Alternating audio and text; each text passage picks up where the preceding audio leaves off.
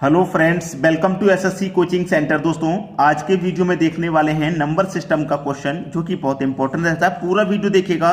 तो चलिए स्टार्ट करते हैं। पहला क्वेश्चन है, 1 से लेकर 100 तक की सभी संख्याओं का योग बताना है। योग क्या होगा?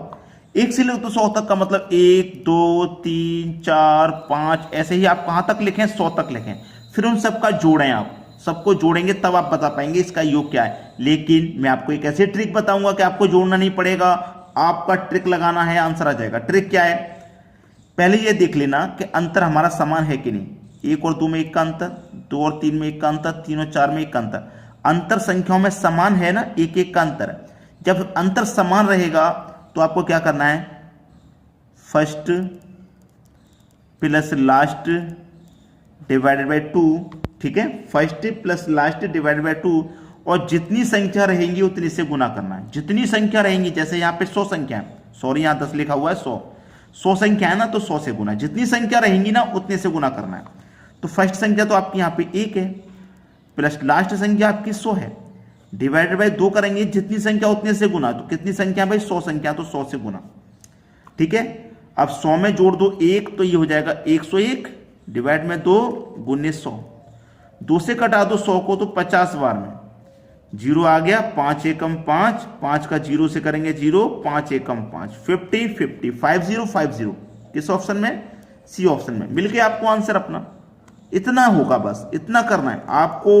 सबका एडिशन करने की जरूरत नहीं पड़ेगी। ये ट्रिक जो मैं बता रहा हूं इसे याद रखना आप, और पूरा वीडियो देखना। डिफरेंट टाइप के क्वेश्चन है, जिससे कि पूरा चैप्टर क्लियर हो जाए। मतलब इस टाइप के जितने भी क्वेश्चन होंगे वो समझ में आ जाएंगे।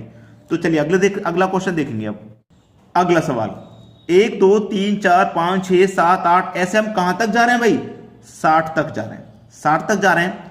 तो 1 से लेकर 60 तक सभी संख्याओं का योग पूछ रहा है। तो 1 और 2 में 1 का अंतर है, 2 और 3 में 1 का अंतर है, 3 और 4 में 1 का अंतर। अंतर जब समान चलेगा तो ट्रिक मैंने आपको बता दिया है। फर्स्ट मतलब पहली वाली संख्या, प्लस लास्ट मतलब अंत वाली संख्या, डिवाइड बाई 2, और जितनी संख्या उतनी से गुना। तो 1 से लेकर 60 तक कितनी संख्या? 60 संख्या है ना, तो 60 से गुना कर देना है। 1 और 60 कितना हो जाएगा? 61 डिवाइड में 2 गुने 60। 2 से 60 को कटा दो, 30 बार में जाएगा। ये 0 आ गया लास्ट में। 3 1 कम 3, 3 6 18, यानी कि 1830। बी ऑप्शन बिल्कुल सही हो जाएगा। क्लियर है सभी को? चलिए अब देखते हैं अगला प्रश्न। अगला सवाल है, 60 तक सभी सम संख्याओं का योग क्या है? अब यहां पे उसने फंसा दिया। 60 तक सभी सम संख्याओं की बात की है। 60 तक सम संख्या का मतलब है, जैसे पहली सम संख्या 2, फिर 4, फिर 6, ऐसे ही लास्ट वाली सम संख्या क्या हो जाएगी? 60। लेकिन उसने 60 तक बोला है ना, 60 तक, तो सम संख्या आपकी 60 नहीं होंगी। 60 नहीं है। इस 60 संख्या में 30 संख्या सम होंगी और 30 संख्या विषम होंगी। 30 संख्या सम होती है और 30 ही संख्या विषम होती है, याद रखना। ठीक है, अंतर देख लो, 2 और 4 में 2 का अंतर, 4 और 6 में 2 का अंतर। अंतर जब संख्याओं में समान चले तो मैंने क्या बताया? First plus last divided by 2। तो फर्स्ट आपका 2 है, लास्ट आपका 60 है, डिवाइडेड बाई 2। जितनी संख्या उतने से गुना। तो हमारा ये सम संख्या है ना, 60 सम संख्या नहीं है। 2 4 6 8, ऐसे 60 तक कितनी सम संख्या होंगी? 30। तो जितनी संख्या उतनी से गुना करेंगे, मतलब 30 से गुना करेंगे, क्योंकि सम संख्या हमारी हिसाब लगाएंगे तो 30 होंगी। तो 2 और 60 कितना हो जाएगा? 62 डिवाइड में 2 गुने 30। 2 से कटा दो 30 को, तो 15 बार में जाएगा। 15 दुनिया का 30 का 0, कैरी का 3, 15 छिक्के 90, 90 में कैरी का 3 जोड़ दो तो 93। ये आपका आंसर हो गया। ठीक है, 930, जो कि बी ऑप्शन में दिया गया है। समझ में आ गया? चलिए अब देखते हैं अगला सवाल। अगला सवाल है, 2 4 6 8 80 तक का योग। 2 4 6 8 कहां तक जा रहे हैं? 80 तक। तो 2 4 6 8 बताने की जरूरत नहीं है, सम संख्या है। तो 80 तक जब सम संख्या है तो 80 में से 40 सम होंगी और 40 ही विषम। 40 सम होंगी तो 40 ही क्या होंगी? विषम होंगी। ये बात आप जानते हैं। 2 और 4 में 2 का अंतर, 4 और 6 में 2 का अंतर, 6 और 8 में 2 का अंतर। अंतर चेक कर लेना एक बार जरूर, समान होना चाहिए। जब समान है तो फर्स्ट वाली संख्या ले लो जो कि 2 है, प्लस लास्ट वाली संख्या ले लो जो कि 80 है, डिवाइड बाई 2, जितनी संख्या उतनी से गुना। तो हमारी सम संख्या कितनी है भाई? 40 है। तो 40 से गुना, 80 और 2 82 हो जाएगा, डिवाइड करेंगे 2 से, गुना करेंगे 40 से। 2 से 40 20 बार में कटेगा, 20 का मल्टीप्लाई 82 से कर देंगे तो 0 आ जाएगा लास्ट में। 2 का मल्टीप्लाई 2 से करो 4, 2 अट्ठे 16, यानी कि 1680 है सही जवाब। 1680 नहीं 1640 है, जो कि बी ऑप्शन में है। ये आपका सही जवाब है। चलिए अब देखते हैं अगला क्वेश्चन। अगला प्रश्न है 60 तक सभी विषम संख्याओं का योग। अब देखिए 60 तक विषम संख्याओं का योग 1, 3, 5, 7, 9, ऐसे कहां तक चलेंगे? उसने बोला है 60 तक, लेकिन 60 तो हमारी सम संख्या है। 60 से 1 कम करेंगे तो इसका मतलब 59 तक पूछा है उसने।